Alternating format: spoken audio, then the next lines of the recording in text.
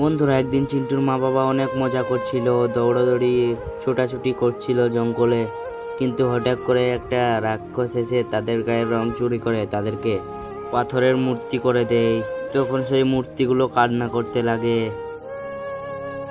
তখন চিন্টু আসে। চিন্টু এসে এসব ঘটনা দেখে তো খুবই কষ্ট পায়, আর মনে মনে বলে কি করা যায়। তখন সে ভাবে আইডিয়া। কিন্তু তার আগে তোমরা যদি তোমার মাকে ভালোবাসো তাহলে লাইক করে চ্যানেলটি সাবস্ক্রাইব করে দাও। আর যারা ভালোবাসো না তাদেরকে কিছু করার দরকার নেই।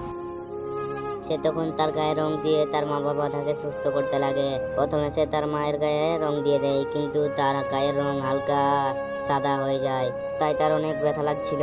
কিন্তু তবুও সে তার বাবার গায়ের রং ফিরিয়ে দেয়, কিন্তু সে তো এবার পুরো পাথরের মূর্তি হয়ে গেছে। আর এসব দেখে তো তার মা বাবা খুবই কান্না করতে লাগলো।